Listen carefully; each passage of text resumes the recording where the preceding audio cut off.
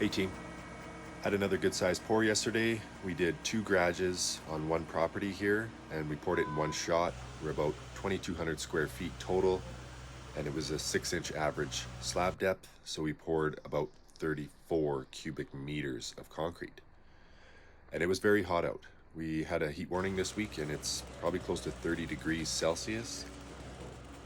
And we still put a 0.5% calcium because the boss is crazy. And that's all I can say about that.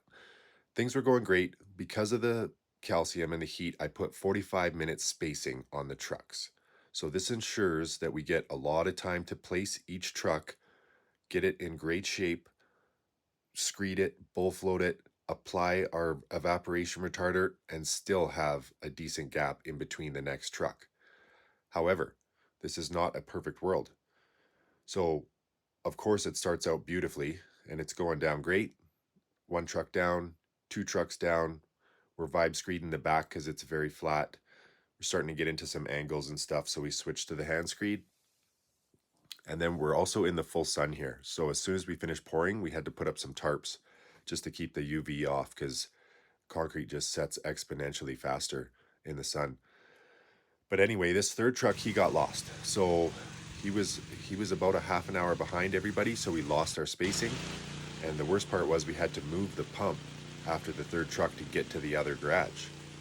So all worked out really well. We got the tarps up and we stayed in control. And it's tough when you have a lot of guys. When you hire the proper crew, you want to keep them busy. So I don't want to not add calcium and have everybody standing around, but I also don't want everybody to work too hard and get burnt out either.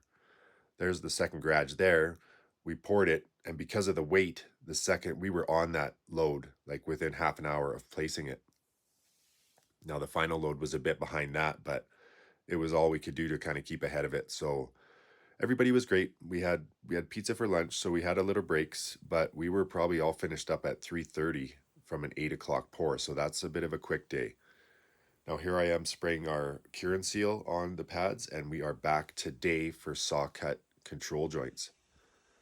Everything turned out really well. We opted not to go for a full polish on this. They might do epoxy coating in the future, so it's just going to be a little easier to grind. So we did as light of a burnish as we could.